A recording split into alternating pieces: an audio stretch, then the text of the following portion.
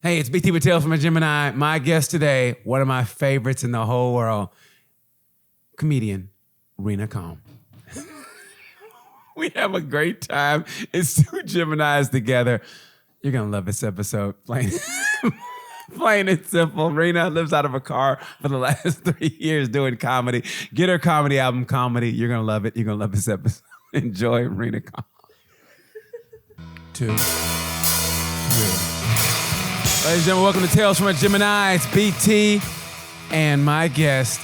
I think I respect no one more in the game to this day than you, because you put the work in. When I say put the work in, you put the work in. One of my favorite people, because you know why? Because she's silly. And I love silly. No, there's comics where like, I've had them on and I'm like so disappointed because they're always kind of silly. I'm like, the fuck are you doing, dude? Just, it's supposed to be fun. But you come in and you're just silly, and I love it. Let's have some fun. My guest is the ever comparable road dog herself, Reena Calm. You are, man. You're the road dog, but man, I love it because you come in and you're silly. You don't get silly from a lot of people, especially comics. I love silly. I love all kind of comedy, but man, I just love people that are silly. And if you're a comic, I like comics to be silly, like off stage. Like, this motherfucker's the same person on as off stage, and that's what you are. Oh man, that means so much. I mean, it takes one to know one. You work really hard at being silly. Yeah. What's that supposed to mean? I don't know. I just was getting silly with it, getting loose. I don't know. Not all this is going to make sense. Not all this is going to track. Get on the ride. Also, I'm so happy to be. It's nice out today. I think that's helping my mood too, to feel a little bounce in my step. Doesn't it? Yeah. Doesn't it? I mean, there's something. I mean, February usually is always still kind of gray, but for some reason, I feel like this February, and this is just a feeling, I have a feeling that it's going to start getting a little bit warmer every week, and it's getting lighter a little bit later that minute, and that makes all the difference in the world. Yeah. Because that gray, that January gray, it's just, I think the best was Counting Crows had the best line ever. He goes, something about the winter makes you talk a little slower, makes you laugh a little lower, right? Yeah. And then March comes in and the air gets a lot lighter, and like I say, you get that pep in the step, and it's like the song "The Rose," man. It's like the rose starting to bloom, and it does. I know it sounds corny, but it's the truth. That rose is symbolic of life. It's like the rose starts to come up through the ice or whatever, through the cold, and there it is. It's spring, and everybody's happy in the spring. But like Poison says, every rose has its thorn. And I think what we got to do now, the challenge is you got to take this pop of good fortune and good energy and bright light and hold it with you, because there's going to be a couple more cold ones. You're going to have a couple more. We're like, okay, this is it. We're going up, upward momentum. But healing is not linear. So now I just want to know, when did you start quoting Poison? Because I quoted Lita Ford to you last time. You were like, who? And I go, it's a woman rocker back in the 80s who were like, there was like maybe 3 women. It was Joan Jett, Pat Benatar, and Lita Ford rocked that shit. Went to a party on Saturday night. Didn't get laid. I got in a fight. I mean, what woman said back in the 80s? Yeah. What woman said that? Who didn't get laid? I got in the fight. The kind of bitch I would hang out with. Can I say that? Yeah, what you want to say. That's why I fucking love you, man. Because honestly, it's like watching you on stage. And honestly, I watch you different now because I know how you live your life. I know, like, you live out of the car. Yeah. I know how the road will beat you down. So when you came to Healing a couple weeks ago, and we were on the same night, I was watching you to see if a little bit of glimmer had left your eye. I can spot that. You know what I mean? Like game recognized game. Yeah. And I was watching. I said, did any glimmer leave? You could just tell, like, maybe it's starting to get to her, and it didn't. No, I've been set ablaze. I've got more fire than I have for comedy in a while. It seems that way. When I watch you go on stage, I go, this motherfucker is bringing a fast. But let's say I've gotten that, and I'm very feeling fortunate to have that and experience that and like want to dive into that further. But that's coming from an ability I've had to learn to compartmentalize doing comedy versus the business. because I don't have that fire in my eyes for some of the business on the back end. Like, this is one of the good things we get to do. That's like, this is a great time. And also, I'm happy to be in a good mood today, because I feel like the last time when we were getting to know each other, getting to know me a little bit better is like, oh, you really want to know what's behind the curtain? Because it's like a clown show of depression and, mental health problems. But like, yeah, let's have fun with it. No, but I love that though, because but that's what I love though, because it's like we're both Geminis. So, and even though you're a woman, like I can understand all the stuff that to a point. Of what you're going through, like to a point. I actually had my birth chart, like my horoscope chart, my full chart for the first time this last year on that CoStar app. I don't know if you've used it. No, but I don't know any apps. I've never felt so accurately read from like all of the different, once I had my birth time, as I was born in Israel, so I wasn't even sure of my time of birth. I'm a Gemini sun and a Gemini moon, so I'm like 4 people up in here. Oh, okay. Shit. Oh shit. So like what kind of woman? Okay. So what does it mean? Like what kind? Like your personalities? What? I mean, like Gemini means duality, but right. Your sun and your moon are your most influential elements. So I think I have like duality, if that makes sense. Duality. Oh, explain that to me, please. Just like, like forality, quadrality. Is it like Four Loco? Yeah, I'm Four Loco. I'm Four Loco. Yeah. All for one, all for Loco. Yeah, I don't really know enough about it to speak on it in a way that wouldn't get somebody agitated if they did know more, as a lot of people do. But CoStar is a great app. Okay. Number one, I like that. Okay. And yeah, it just really, what I learned the most about myself from that chart reading is less what I can say about like how it all works, and more that I am like planetarily inclined. I'm astrologically inclined to be like hyper fixated on my relationships, like my romantic life and stuff like that. Okay. And I always was like, when I read it, I'm just like, oh, so everybody's not thinking like this all the time? Like, I'm made this way. I'm just crazy. Like, I can't let it go. I can't stop thinking about the person I'm thinking about. Like, I don't know. I'm not dating anybody right now. Honestly, you know what? I wasn't even going to go there, and for 2 reasons. For one, I mean, I don't know. I just felt like, why? Right. And 2, it was like because I saw that that on your site on IG. Yeah. When I don't know.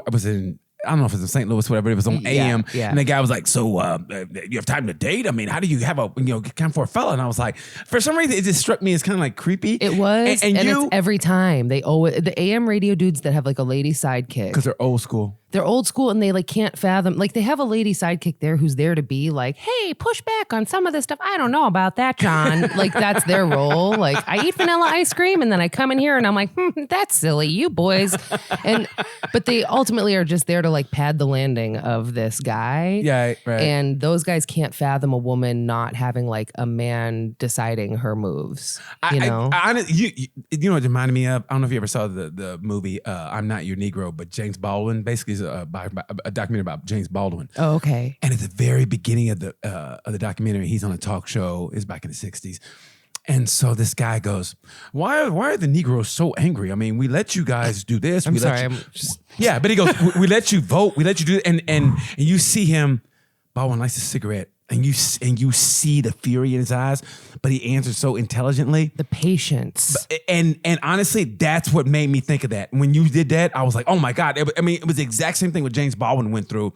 And you answered it perfectly. You laughed about it. Oh, yeah. But I could see that venom in you, that vitriol, kind of like, oh, really? Like, and then because it was like, really? Oh, yeah, can you believe what women can do now? I mean, and it was like, they all laughed, but man, I felt that underneath current. Me and his sidekick started like bantering and joking about like, yeah, I can open my own doors and blah, blah, blah. And underneath the subtitles, you can hear him going, I feel like I'm on The View. And it's like, oh my God. Yeah. But things have come so far. I went back and watched I like the Real Housewives franchises. Because man. See, you lost me there. No. I was just really respecting you now. It's over. Hey, Wyatt, kill it. Kill it. No, over. But listen. The reason why I'm fascinated by watching these shows is because for some reason, watching these crazy people is the best way I've found to like kind of really shut my brain off when I need to. It's not about like, oh, I'm invested and like I care.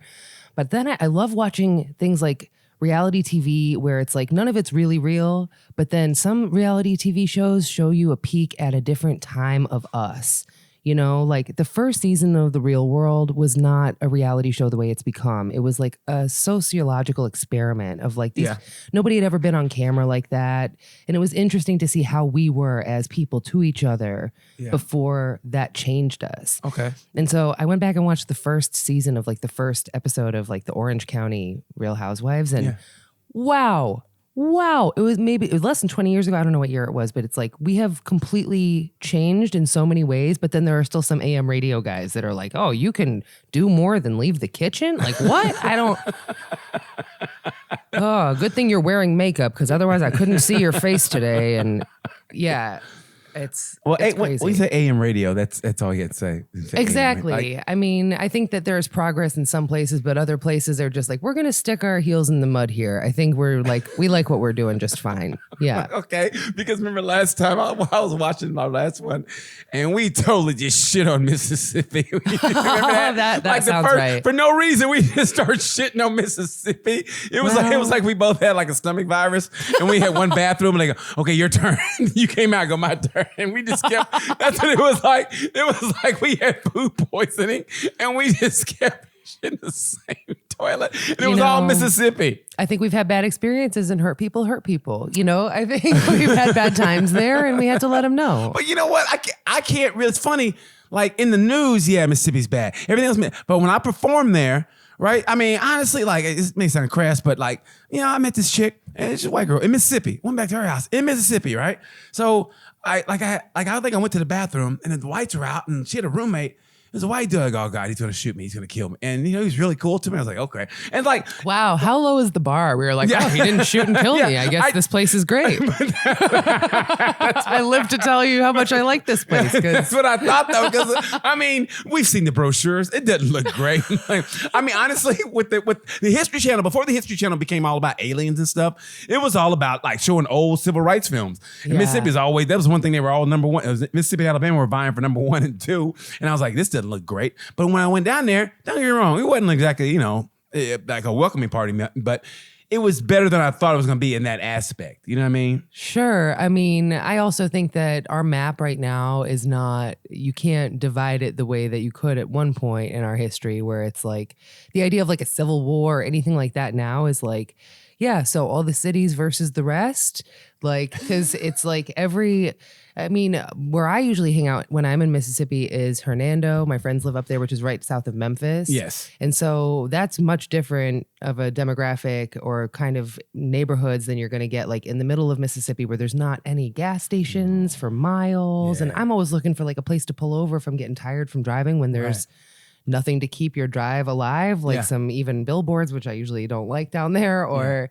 anything. Yeah. So that's the part I don't like about Mississippi, and also just how they rank in education is very depressing. And I mean, like in Jackson, just in Jackson alone, like, with the water problem, they're in Flint got the same kind of water problem. And then they have like a black mayor. So like the white council members or whatever, they decided to do their own little thing. Like they decided basically they had their own little council inside Jackson, which is pretty much predominantly black. So they had their own little, like, they said, like, whatever, it's not a little suburb, but had their own little council within the council of Jackson. Yeah. Like, it's all white, though. And so they decided to do their own little thing and went to the, like, it's just... It's so weird. And, I mean, look at us going... You know what? I think we're drawn to it because Mississippi has so many, like, 2 letters in a row, and that's a real Gemini vibe, Like, we're just... Maybe that's why we keep getting attracted to it, I'm not attracted at all to Mississippi. No, but talking about... I don't know. I don't know why we go back to... I haven't been there. You brought it up. I haven't been there in a while. Are you blaming me? Yeah. You brought it up. You said that shit like, you brought it up, not me. Like, we just got pulled over by the cops. Hey, he wanted to drive. This is his Mississippi. I wasn't holding any. Yeah, Mississippi, anywhere that doesn't have legal weed, number 1 red flag. Okay, including Indiana. That's one thing I got to say. Like, we're not learning enough if we haven't learned that that's medicine. I don't really, and I don't, that's not my thing going in marijuana. But I'm also, but I'm open-minded enough to know that yes, it does help a lot medically. I'm not saying everybody should be smoking marijuana right now. I'm not saying it's for everybody. But But I mean, it does help medically, and it really does. And it's the pharmaceutical company that it's not the religious right. I mean, if you really want to cut it down, I can go at the religious right on everything, but like that you're offended that it's marijuana, which is grown from the earth. But let's pump our kids full of narcotics that are like medically prescribed and not even fully studied. You know, and you want to talk about morals? Really, you want to go there? So we can have another argument, but it's all the pharmaceutical company, and and marijuana should be legal. Yeah. It really should. I mean, alcohol's the worst thing you could do. Yeah, I mean, it's crazy how, I've been talking about it in my new hour about just the differences where, like, it's unbelievable that it's not legal everywhere, especially after everything we've been through the last few years. Like, wouldn't you want people to have a little bit more chill where it's accessible, you know? Yeah. And it's not like it's not popular where it's not legal. There's CBD stores where it's not legal. Like, everybody wants some of this medicine or whatever, you know? But you shouldn't be going to jail for it. You should be going to prison for it. Well, the fact that they still have people serving their terms in places where it's been decriminalized is outrageous. That's a crime. Yes. That's a crime. Yes. You're in jail in a state now that say legalized it and you're still in jail. But I mean, Mississippi is a great example of what jails are really for. You know what I mean? Yeah. It's like to maintain a population of slave labor. Yes. Mississippi, Louisiana, all those. While they can profit off of the prison industrial complex. Yes. I can't. It's okay. Don't make me say No, it's okay. I get where you're going. You don't stop. You're on a roll. I'm going to stop. You're on a roll. I feel like we're a husband-wife team. Like We'll fix it. We'll fix it. Yeah, we got each other. Yeah, I know what you mean. She gets like this. He's like that. Yeah, you know what he means. Yeah. We'd be the ultimate husband and wife team because you're Jewish, I'm black. Man, you got to get a sidecar on your motorcycle and have you with the big and the leather hat with the leather helmet. But then I've got a sidecar behind us for my merch. I'm towing my minivan that I sleep in. Does that work? No, I'm a dude, so I'll have all my stuff in one side, one pannier. You put your stuff in another pannier, and then the thing in the back, I'll get a bag for the back, and that'll be your merch. Right, and then you put rolls his eyes at my. Is it because I'm not baking or cooking a sandwich? I would never say that. I would never. Well, actually, when we're rolling, if I got a motorcycle, and you're in a sidecar, you could gotta make me a sandwich. That would be kind of cool. Cook me a sandwich. As you're ready, yeah, okay, and you're making a peanut butter and jelly sandwich, and we're riding, and you give it to me. I'm just. Yeah, we help each other out there. We can't be covering all bases, one person. Kind of funny. But you have an interesting way of I brought up the relationship thing because of astrology, but you've got an interesting way of making me want to talk about it. Whereas most of the time I'm like, why is that coming up? Yeah, I would never. But I mean, since you want to go, I mean, obviously it's free. This is your time. So if you want to talk, I mean, now we're having fun about our clown car, going future through together. Yeah. Hope we make it. Yeah. Hope we make it. We keep our dinner records in the bag just in case we end up like those civil rights workers back in the 60s. Yeah. What's really upsetting about like Hernando, I don't know if I talked about this last time, but the way that the population there is like booming. Yeah. I go to a lot of Walmarts when I travel. So whatever state I'm. Yeah, exactly. That's good for you. That's why I love you, man. Honestly, Walmart. I love Walmart. And one thing that's upsetting though, that I've noticed, like no matter what state it is, anytime I walk into the Walmart and like the baby stuff, maternity stuff is like right up the front because everybody there is just breeding like crazy. It's Walmart. It's a poor people. If you go to like a city, it's in the back. Like, oh yeah, people are having kids, but like we're also, here's the booze and here's the club clothes or whatever. The Walmart. I get some clothes from Walmart lately. I'm not gonna lie. They've been killing it. They've been doing good. Yeah, nothing wrong. Yeah, Target, get a clue. Target's been wanting ladies to look like farm hands. I don't like what they're doing. That's the whole vibe. Since COVID, it's like as if COVID wasn't bad enough. I know we didn't have anywhere to go, but like, okay, I'll be in the barn, Ezekiel, is what all their dresses look like. And Walmart at least had I got a fun little sweater with a star on it. Usually I get Goodwill clothes, so a Walmart, anything more than $10 is a splurge, okay? Okay. Sorry, what were we talking about? You said you wanted to go into relationships. Like I was like, No, I was saying like the fact that I even brought it up and like us goofing about it. Like I could never goof about a fake, future like sidecar relation. Like I could never even joke about that with some of these hosts I have to talk to. It's so really? nice Oh, to okay, connect okay, with somebody okay. who's like on the wavelength of having fun. yes, yeah, And, like, yeah. I think you knew I was joking, but you know Of what? course, it's yeah. funny you say it because man, sometimes like now, and I think I said it the first time. It's like I just feel so weird sometimes. Like sometimes I'll just joke in a way like, thinking that person knows it's a joke. But now I'm with women now, I feel weird. Like I can't really do that because they might think. Well, we all can agree that men are the ones that have to be careful when it comes to the genders interacting. Yeah, but I get it. Okay, well, okay. I know. I'm making fun. I but did. yeah. No, I did this. Okay, it was a comedy show, and this comic's on the up. And you probably know her. I'm not gonna mention names, but she's really cool. I mean, she's funny, and so. You know how I am. So get off stage, Yeah, and I was like, fun. I was like, "Yo, girl, what's up?" Like I was doing this, like, "Yeah, what's up?" Fun. Yeah. So I sit, because we're comedians. Oh, anyway, whatever. and do this, and she didn't take it like as like the jokey way I thought she was going to. Yeah. And her girlfriend was there, and then I think she got pissy at her and me, and then so those two had like a little only because I did that, but it wasn't like it was like yo I was just doing this shit like Yeah. joke around, and it had a weird vibe after that, and I was like, you know what, man, I was so just pissy because of that. You got to tell me after the air, after we talk, who that was. I definitely will. Yeah. I dropped names. Oh yeah, we have other fun that you guys don't know about. But Yeah, I drop names. I do. I don't give a fuck. I drop names. yeah, but nobody needs the drama. I had I've been noticing just a couple examples of that. I parked my car in St. Louis the other day, and I got out of my car, started walking. Another person parked their car at the same time, also started walking the same direction as me, like a few feet behind me. And like a couple car lengths behind me on the sidewalk. And he shouts after me, he's like, "Hey, just so you know, I'm not following you. I just am walking to the coffee shop up here." And I mean, it was the middle of the day. Yeah. And in my head, I didn't say this to him, but as a younger dude, I know he was trying to be considerate. Right.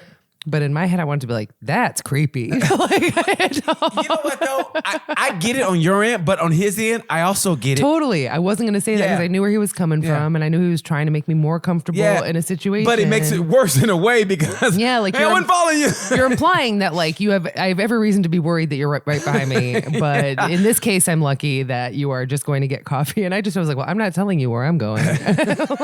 And that's what's messed up about today's world, because like I said, I get I think that's come from being a Gemini, is that I get where you're coming from, but also get where he's coming from. Like I said, if he's a younger guy, he's got to show like, okay, I'm going to show her that I'm not a risk, and that, hey, we happen to be going to the same place. And I get where he's coming from. Like, he wanted to show you that, hey, man, don't worry about it. But it almost makes it even more creepy. And it's all fucked up, because I get that. It's like almost like, I get it too. It's almost like a white guy when something happens like that could be kind of not really racist, but kind of, and they have to go overboard to show you that they're not, racist. And it's like, hey man, I get it, bro. You know what I mean? All the time. It's like, okay, my roommate, she's white, and her son is white. So like, this is when I had my hip replacement, so I couldn't really. Oh, I didn't know that. I couldn't really run, right? I could barely walk. Kristen Lady is a comedian who has great jokes about having hip replacement surgery. So I hope you guys get to meet each other someday. But anyway, yeah. So I couldn't really run. So he's at the time he was like maybe 4 or 5. So he has meltdowns. So I said, "Come here." He goes, "I'm going." He goes, "I want my mommy." I go, "Come here, buddy." He goes, "I want my mommy." I go, "Come here."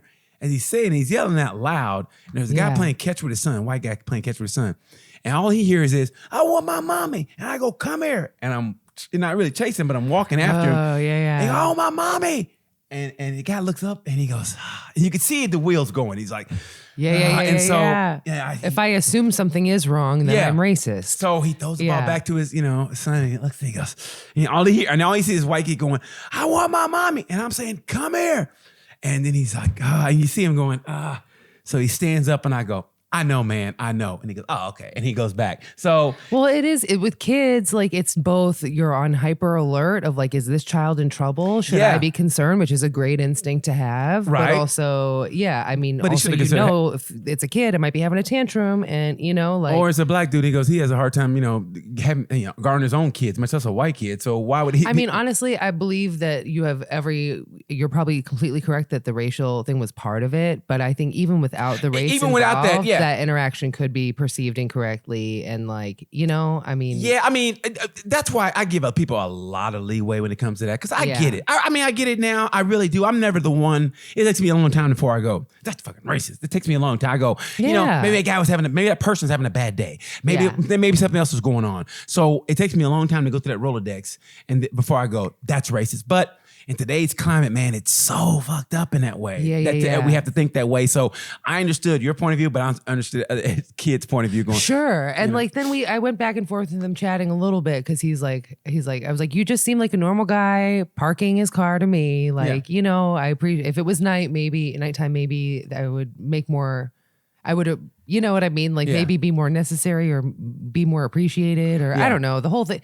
I feel like, I don't know, if you're really uncomfortable about it, you're not in a rush and you're like worried that your presence is going to make me uncomfortable, maybe just like hold back a second, pretend you got to tie your shoe or like, you know what I mean? Like, you or him? You or him. I'm saying, but how creepy would that look if he just kind of like went well, down I didn't see him. Show. He was behind me. Okay. So like he shouted to get my attention from behind me to let me know, like, hey, just so you know, I'm walking behind you, but not on purpose, like to follow you. I mean, if it was really a concern, he could have just like, oh, I got to go back to my car for a second. Like do one of those things where you just like, you know what I mean? Trust me, I know. I mean, I would have said that for you, since he was behind you. I didn't even notice it until he shouted. Okay, you know what I mean? okay. So like it wouldn't have registered. Well, then you got to be more cognizant too, though. I mean, I knew it was there in like an awareness thing of like my surroundings, but it wouldn't have even registered that like, oh, I'm being followed or anything like that. You know what I mean? Like it was. So I both appreciated where he was coming from, but I wish that there was a way that he knew how to operate that situation without even making it a situation. You know what I mean? I get, but you know what that means? Though? It means that I think Me Too and Black Lives Matter are working in a way.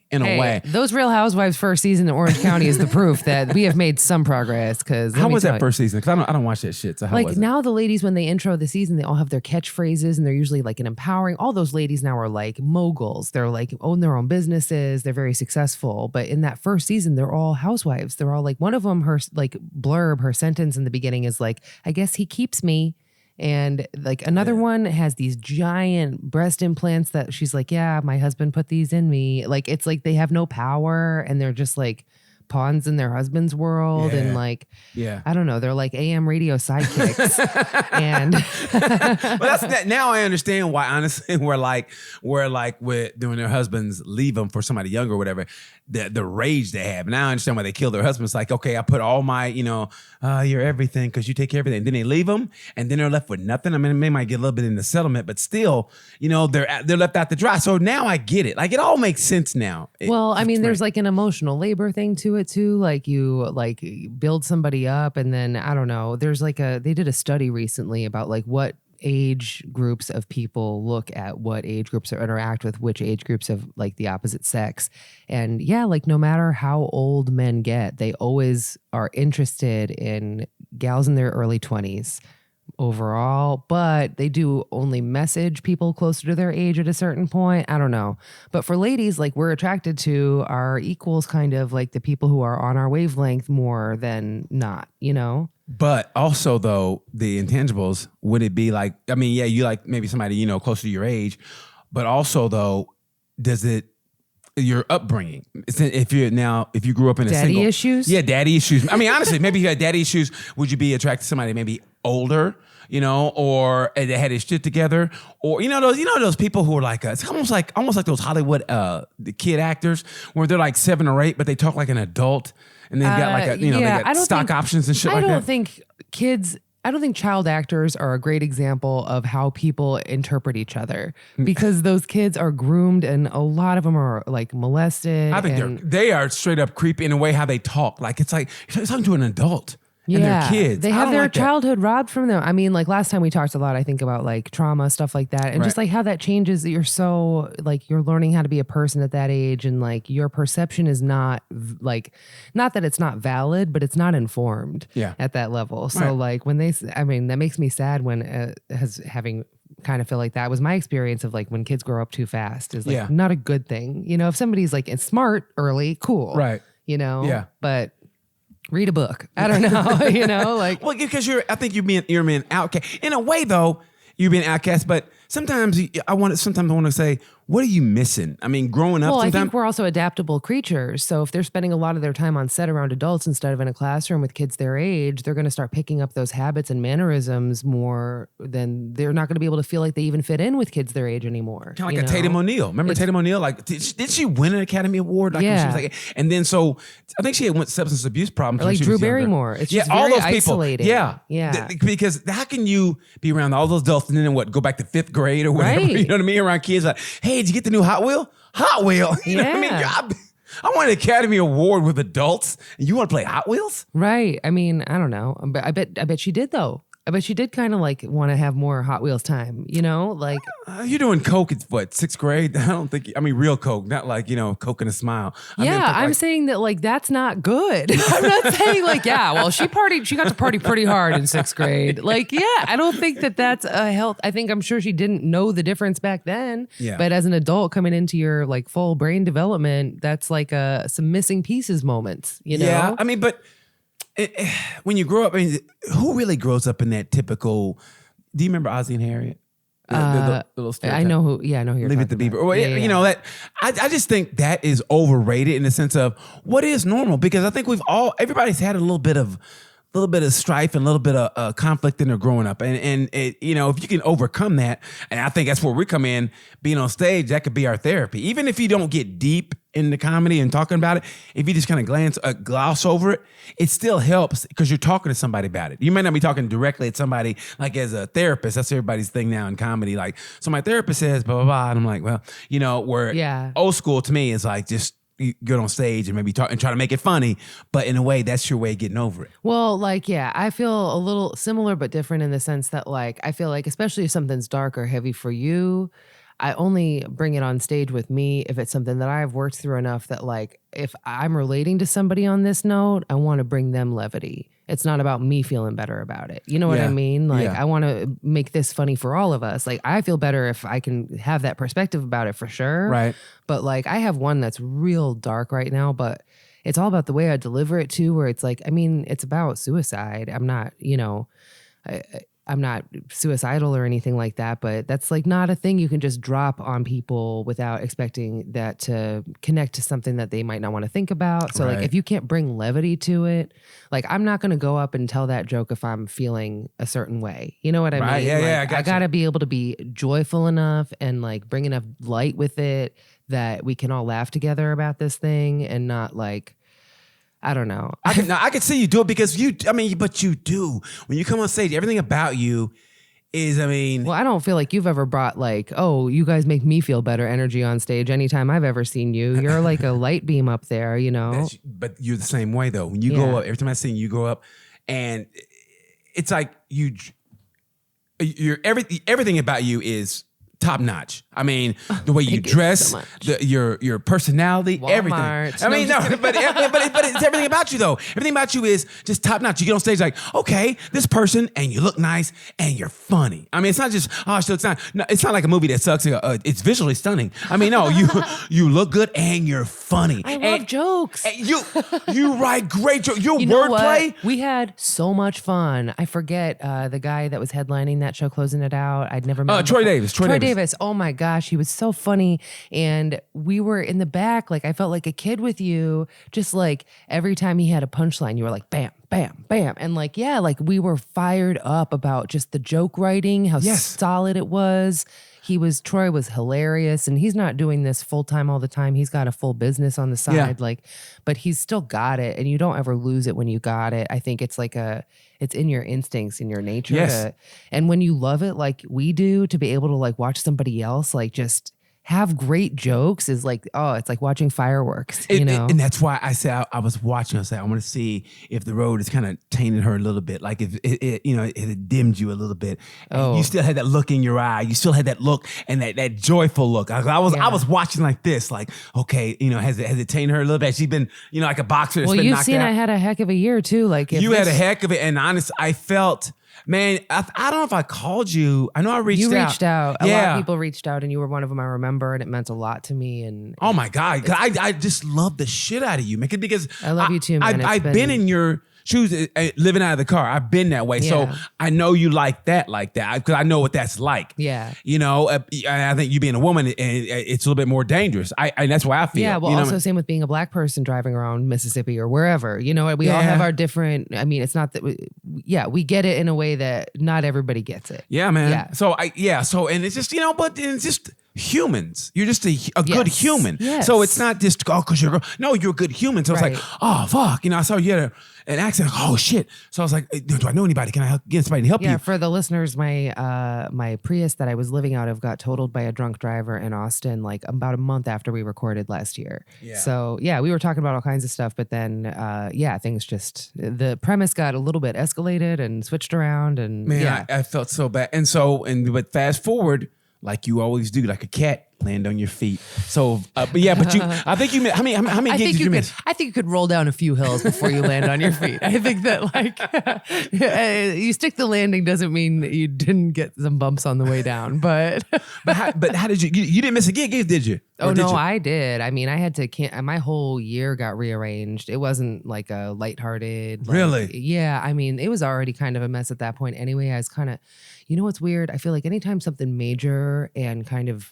negative, or I mean, for the best, how it works out. I didn't get hurt. I was able to get a minivan from my settlement. I'm still dealing with the settlement and all that stuff. But anytime something major that feels like a real pivot Yeah. of a disaster moment in my life has happened, I always see signs leading up to it. Like I Really? always feel like I can always feel like something's about to happen. Good or bad? Bad. Okay, like what were the signs leading up to this? I mean, I was just certain things I've had, like when I got arrested in Oklahoma in 2019, I have pictures that night leading up to the night where I got arrested, where I was taking pictures of like Johnny Cash's headshot and like a painting of the police and like things that were like, I saw it coming in a way that I couldn't see. You know what I mean? Okay, Like, yeah. Okay, so what happened in this one though? in this one, I didn't see the accident coming, but so much had been going wrong. It felt like my whole life was crashing into me every turn. It like I What was happening? What was happening? Or can I you was- talk about it? I mean, it's hard to even express because it wasn't even one thing. It was like, for instance, I needed to get an oil change, and like I went through hell trying to just get an oil change on my Prius. Like I had 3 different places mess it up or waste my time, and then trying to like find places to do it, and just feeling like I'm running on empty and pushing so hard and like just like running full speed into walls and having to like, that's what it felt like. Yeah. It felt like I was crashing over and over and over again with every effort I was making. Actually, I was in Austin that week. I got into the accident to headline a club that I found out on the way there, where I was already stressed on the way there. And I found out, oh, well, we're having South by Southwest festivals in town, so your weekend's canceled. And then I'm like scrambling to do double work to book more things like and make less money. And it's just so frustrating. And long story short is that like when the accident actually happened, I felt the strangest relief. Like it felt like it made sense. I don't know. It felt like that was like it all had like swelled to this place, and then it just that burst it. Like a crescendo? Yeah. And so it just like, not that the accident was good or easy to get through in any way. And I mean, I had to push harder than I've had to. I mean, I can't believe I made it through that. But like just the details of like getting my stuff together, like building a van in my friend's garage without tools, without like knowing what was going to happen, like trying to rearrange my whole life, build a camper out of a rental car, fly to Alaska and just be chill, even though I didn't know what was going to happen when I got back. Like all these rearrangements, all these things, like so many people lifted me through that by like just sending me money, sending me messages, all these things that like kept me afloat that I didn't even have the power to like ask for or articulate yet. And I'm still catching up from all that time. Yeah. But yeah, like that was like the end of this frenzy. Like that accident, like had to rearrange my priorities. I had to rearrange my everything to like stop being in this mode and like just, yeah, I don't know. I mean, it's not like it was easy to get through that, but something about that accident like ended this phase that was just right before the accident happened. I was with Eddie Pepitone and JT Habersat. We did this like private gig, and I had such a great time that day, and it had been so stressful leading up, and JT helped me book some stuff last minute to recover the lost weekend. And so he knew I was stressed out. So I messaged him something like, that was great. I think my bad run of luck is finally over. Then I got hit. And so it just felt like yeah, it just felt like I don't even know how to articulate it. It's just like the universe was kind of like, oh, yeah, I don't know. I don't even know how to put that to words, that feeling of how that was. Cause Is it a dark place for you to talk about? no, I'm just still like a little stunned about like the reality of it, like, Do you talk about it on stage at all? no, I mean, I talk about the van, Right. I talk about the rebuild, Yeah. but I'm not really talking about the hard stuff. I haven't got there yet. In increments, I think you should. Or maybe In increments, because I mean, the way you are, you're it's light, it's funny, it's fun, people like you. So in little increments. Well, I have a concerted effort to try to express something in this next hour that I'm about to figure out when to record it. There's something that I'm trying to say there that it takes, I feel, in order to be able to, who do I think I am, to try to like be serious about stuff. And it's a comedy album, right? So I feel like in order to make the point that I want to make with this album, I have to, I can't, I feel like you got to pick like a thing that you want to say and then say enough jokes to get there. You know what I mean? Yes. I mean, I have no problem with comics say on stage as long as it's still funny. Yeah. And like I don't care where you come from. I do think you have to have a little bit. I think the laughs are more rewarding and they hit harder when you've gotten people to really go to a place where they're really thinking about like their real thoughts and beliefs and like their gut feeling about something. And then you can bust their guts about like, Yes. And that's a different laugh. If you're really in tune, mm-hmm. that laugh where it's like, okay, a lighthearted laugh, and it's a joke that's a silly joke, whatever. Yeah, that's funny. But then there's that when it gets real laugh, where like, oh, you can hear that, you hear the difference. Yeah. Where that's a real, like, that hit hard. Yeah. And they still have to laugh at that, and that's what I love about this job is like when you get that, you hit them right between the eyes, and it's like, oh, and you feel that real laugh. You know what I mean? Is that where you're going? Are you trying to get deeper in your comedy now? You think? I mean, I think I have been for a while. In fact, I think now I'm trying to lighten it up a bunch because after 2016 and then during COVID, like things have been so heavy. Yeah. In reality, just like constantly. So like in 2016, when the election happened, I tried to have this like, even in my own family, there was division and still is very much so. Like all those things I said about, what are you going to do? Like post online about whatever opinion, like say it at the dinner table to your family. So I spoke up to my family. We're talking less than we were, like Wow. you can't change people. Wow. And they're not going to change me either, you know? That's good though. Yeah. Like I've chosen family. I love them always. Of course. Like there's no, that's a separate thing. That's the dark stuff. The people I love the most in this world. Now that's dark. Yeah. But I think that like even my first album that I put out last year was about like, I had this thing of, or when I went on the road, this mentality of like, if I can make people who don't agree necessarily laugh at the same stuff, there's a healing quality to that. And this duty to like inform people. Yes. So like I talked about like the Constitution and like things that I just want to inform people, tell them what I know, what I've learned. And this new thing I'm trying to work on is getting everybody to like ride this mentality that I'm trying to hold. And also that I've gotten to of like, none of us know anything. Yeah. Let's all just agree that nobody gets to be right about anything. Yeah. Have a little bit more patience, have a little bit more pause. I say more empathy. That's what I say more empathy. 100%. I always try to say like, with the new, I just feel like the different groups that come out that hit me like, whoa, I didn't know about these groups. So it's like, I don't know what that's like, but at the same time, I look at anybody who's heterosexual, you should, it's like being the white privilege of sexuality. Yeah, you don't know what you don't know. So if you don't know and somebody's sincere about, okay, I'm this way, then hey man, I have empathy for you because man, I don't know what that's like. So I'll listen to a point and I'll try to understand you. And, I'll try to meet you at that place. You know what I mean? So, I try to be careful how I word a joke or whatever if it comes always. to that, because like I said, I don't know what that's like. So I have that empathy. And I wish people would have empathy for people who aren't like them. But that's not you pushing your opinions. That's you having sensitivity and an open mind. Yes. I try to. Yeah. I think that's the best way to operate because I feel like the more there is to be afraid of in this world, the more we cling to our beliefs in this way that restricts our education. It restricts our emotional education, our capacity. It makes us... I just feel people get to a certain point, and some people get to a certain point in life, and they go, "Okay, I'm done. I'm done." Yeah. Treating trying to learn. Yeah. And then people with kids are even the worst because I think with a kid, they should make you open your mind even People more. with kids are the worst should just be the name of this episode. I'm just kidding. See what kind of hate you get. They're not listening to this. They're busy with their kids. But that is true though. But I think people with kids, they should be a more open-minded person because kids now, they're growing up in a different world than you did. Yeah. And I think it's great because I see stuff now that my roommate's son is going through that like like their environment, like it's so great to watch, and they don't like that. I don't think he puts a color on anything. They're friends. Yeah. And until an adult says anything, Or a gender, really. Yeah, they don't really give a shit. A sexuality, I'll say. You know he's what got I two mean? mommies, and he thinks that's the norm. Right. And it was great because like our next door neighbor at the time is a black kid, right? And he didn't know, and he goes, "Are you Carter's daddy?" And I go, "No." And he goes, "Do you have a daddy, Carter?" And he goes, "Hold on."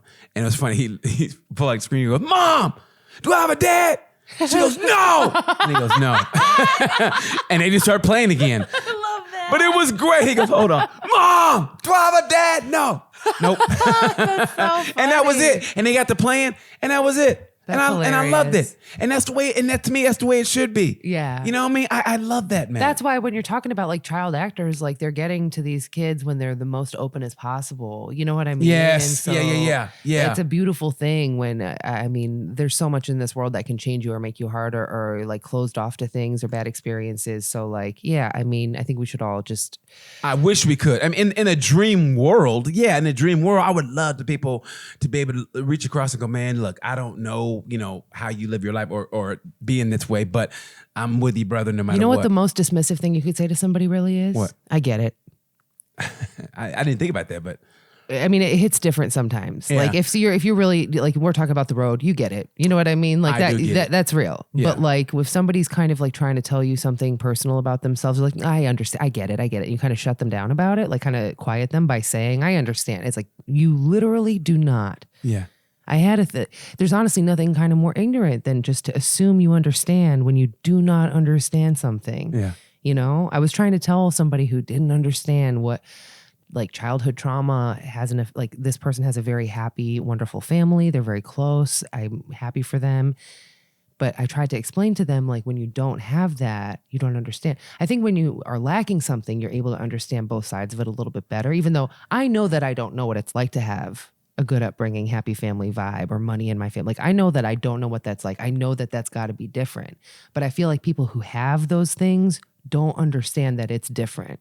Yeah. Like, they're like, "Oh, I get it. Yeah, you had a hard time. I get it." No, you don't. I'm telling you, you literally, my brain is different than yours, you know? Yeah. So yeah, I'm really mindful to not be too quick to say like, "I understand. I know what you mean." Like, I get it. especially if you're shutting them down from talking about it while you're saying, "Oh yeah, I understand. We know what you say." You're black. I get it. Yeah. I mean, why don't you just do this? And when on that topic though of like, when kids or your perception, I feel like there's a trap that we all fall into, and it's like for the ages of like, "Oh, the new generation doesn't blah blah blah," or "Okay, boomer" kind of stuff. You know what I mean? Yeah.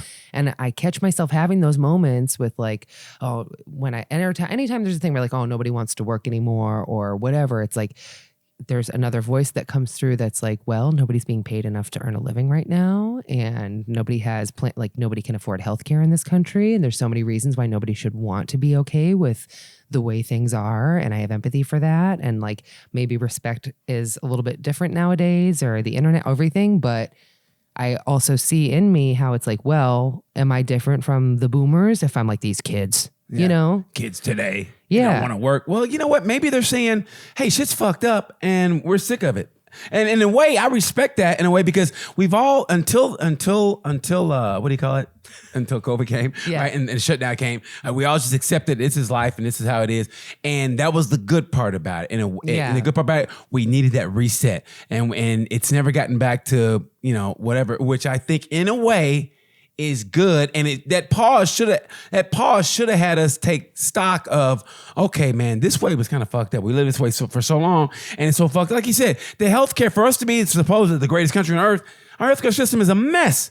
And I don't know if you remember on the IG, some dude at some Irish dude or English dude or whatever, he may have been Scottish, and he was telling, he goes, America should be the greatest country in the world. And he goes, in the healthcare system. He was just going off on America, and I was like, he's right. Yeah. When somebody tells you about yourself and they're right, don't get mad. Listen with an open ear, like, huh. It's kind of like when your girlfriend is like reading you the riot act, but it's right, and you just go, man, damn. Maybe I should change, you know? Yeah, or just like, okay, you can think however you want about this country, but do you know what they do in other countries before you have this opinion about us being the best? Do you know what they're doing? Like, the confidence to be so sure that you're right about anything is wild. It's usually religious based, but it's also insane. Like, you're allowed to believe anything you want, but like, yeah, believing you're right. Ooh, that's some seedy stuff, you know? Or the truth. Yeah. What is the truth now, though? Well, what's offensive now? Because I'm telling you, swears are not offensive in certain places that used to be like, oh, you can't talk about sex. It's like, oh, please talk about fisting because we can't handle the truth here. Just don't get any smart ideas up on that microphone, you know? Just keep it light with some, you know. Yeah, you can do butt stuff. Just no honesty, please. We hate it. Fisting? We went to fisting? I'm glad you brought that up. We went to fisting? Of all the people in the world that we go to fisting. Sorry, things were getting heavy. Wanted to punch it up. Yeah, we had to go into the sex shop and see that. Like, who? Now it's really? You're the one that mentioned fisting, but you're going to do, BT, whoa. I feel triggered. I threw in I use it about like, yeah, it's a little bit dirty, but I'm trying to punch things up. It's getting a little heavy in here to punch up the podcast. Man, that's what I just go, ugh. When I hear fisting, I go, ugh. Yeah, but also I know that that's how I feel, but that doesn't mean that's how everybody feels. So I'm not going to judge somebody if they want to be disgusting like that. I'm just kidding. I'm not judging anybody if they got a loose old butt. I'm not judging anybody. A loose old butt? Or whatever. That'd be a great name for a porno. A loose old butt. A loose old I don't know why I assumed it's butt stuff, but yeah. Anyway, I'm just saying, like, yeah, what's off limits is different. Everything's changed so much, especially doing comedy. I'm sure you felt it where, like, when people have content restrictions in certain places, it used to mean one thing, but now it really means like, oh yeah, you can talk about anything under the sun so long as it's not too honest. Well, look, everybody laughs until that joke hits you in the face. Then it's like, hey, whoa. You know what I mean? Everything. I remember watching these people come in. I was at a show, and I said, where you guys from? They go, Utah. I go, oh, you guys Mormon? And for some reason, they got upset, and they walked out. Right. And in the same breath, I go, Mormons have no sense of humor, right? And I talk to these people, and they were literally from Kentucky. And they were like, Kentucky. Like, I was working a cruise ship. He had like a cut off shirt with the tattoos. I go, you go to church? Yep. What are you, Pentecostal? I go, you guys at the rattlesnakes and everything? I was making fun of him, and they were just laughing. Oh, man, that's hilarious. I mean, you know what I mean? And it's like you asked if they were Mormon, you didn't assume. It's like, it's not like you asked it's like, even if you asked, it's not like you assume the Kentucky people are cousins. You know what I mean? Like, but I kind of implied it to him, and he still laughed. And, you know, I mean, like, some people have a great sense of humor. Some people are like, you know, they need a fist. Yeah. They need a loose old butt. They got their fists clenched, ready. You know, but it's like, well, you also got to bend over. They don't understand. You know what I mean? Like, God damn, man, I tell you, Reena, woo. I'm sorry, Reena. No, don't be yourself, girl. Okay, you know what? Another interesting thing of like, you know, Battle of the Sexes, weird stuff. On the way in here, I got catcalled in just like the weirdest way to me because it's like, it's almost like this dude had like learned not to say anything. Like, don't go, I want to fist you. Or, you know what I mean? Like, don't say anything. What that fist do? Or whatever they say, you know, like whatever he was going to say in 10 years ago, before the Real Housewives came out, what would he have said to me, right? What that fist do? What that fist do? So I walked by and he just what that fist do is that's what you should say, like if you get into a fight with somebody. What that fist do? Oh, okay. What that this whole thing? Oh, this whole thing. It's when you make the fingers as you know the truth of how it goes to start. You don't just anyway. All right. Okay. So what did he say? I was walking by, he's talking to another person. So he interrupted his conversation with another person, rude, to shout at me, hello. And that was it. And then I didn't respond because I'm not trying to make friends out there. And he just said it three more. He's hello, hello, hello. It's like there was no follow up. Like he didn't say anything vile or like offensive, but just like the force behind the voice of like hello. I said hello. Like that's not going to change my not wanting to talk to you. Like. I don't know. I don't know if he had follow up. It's just like he knows not to shout about my butt. So he can say hello 3 more times because I saw your butt. I didn't say anything. So hello. You make me cry. He's got a single tear. That made me cry. What's that? What's that? Oh my God. That may be the funniest shit I've ever heard. What that fist do? I'm honored. If you're not one of my favorite people in the world, and I mean that from the bottom of my heart, God damn, I'm always with you. God damn. I'm crazy for this one. You are. I fucking love it. I love how we shit on Mississippi again for no reason, except for somebody came right back to Mississippi again. But it's good though. We're drawn to it. It's good though. We got to do it. We got to do a show in Mississippi one day. No. They get a 2 for 1. They get a Jewish woman and a black man. Are you serious? Yeah, they have a 2 for 1. Yeah, no. About they don't have all their teeth. No, fuck that. Yeah, it's funny to you now. Until they're around. Yeah, no, I'm not. Honestly, I'm winding down the tour days for myself. Whoa. Is this Exploder. An exclusion? I mean, is this exclusive? Are you winding down? I mean, I've been talking about it a lot off stage, and yeah, I'm trying to build a life for myself at some point, somewhere. Oh. And I'm not done doing comedy by any means, but for me, like I was saying in the beginning, comedy is like being on stage is like a sacred thing of like being able to, the opportunity to have people listening who want you to show them a good time, not walk out because you asked them if they're Mormon, grow up. But like the people who are there to have a good time, what a gift to be able to make people feel better. For even one joke, what a amazing thing. That's sacred. Right. The business side of it is wearing me the hell down. Because you work so goddamn hard. You put you do your own promo. Everything you do, you promo everything. It's always something new, something bright. The little thing you did with the skating arena where you skated. Just the little shit like that you do. It's all you. So I get it. I mean, as far as you do get it though. Because it's nothing but behind the scenes. Yeah. Hard work, what you do. And then to be able to go up on stage and still have new stuff and still be vibrant. Like I said, you still got that sparkle in your eye. Man, I have nothing but props for you. Man, and what I want to say before I get out here, when I want to ask you, like, hey, you ever thought about doing Saturday Night Live or getting an audition for it? I think you'd be great for it. I think it's so funny that, has anybody not thought about it? No, because every comic's different. That's why I asked. Every comic's different. Yeah. You think there's some comics, all they want to do is do the road. Some comics, they just think locally. Some comics just, and I've always tried to think broader, but I always thought, but not everybody thinks like Saturday. And some people shit on Saturday Night Live. I think it's still the greatest. It's wonderful. It's incredible. But it's grown with the times. So and if you ever wanted to do I have it, a lot of friends that are on the cast. I think that I've a little bit aged out of it, honestly. I think I'm not really in what they're looking for. And so I haven't, and I think they're looking for more improvisers and sketch artists and character people and things like that. And I have so much admiration for the writing staff and the cast right now. And always, I think it's awesome to watch it evolve. And I hope it continues to do. Anybody that's like, oh, it used to be good. It's like, you're closing your mind off to what's happening now. Because this is what's happening now. Yes. Anyway, that's not on my list of goals. I have stuff. I want to record another album this year. I want to get healthcare. How's the hour going? How's the hour going? It's getting there. I'm having a lot of fun with it, and I don't want to wait too long. I want to just capture that lightning in a bottle while it's fun, while it's vibing. Yes. Yeah. I love them. And once I've recorded an album, took me 10 years. Now I'm like, oh, I get it. Like I can just come up with more stuff all the time.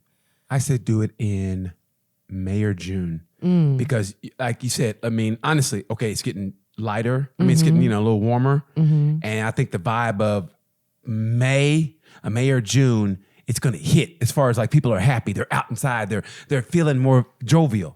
So Maybe I'll do it on my 40th when I'm headlining at Hilarities in Cleveland.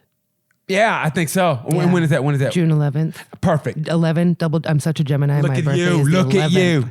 Yeah, I think that'd be great. No, but June, it's getting to be the height of summer. I mean, technically summer's the 21st, but to me, that's the height of summer. And it's in June. Yeah. And it's, everybody's got that summer vibe and there's barbecues out and they're staying out later.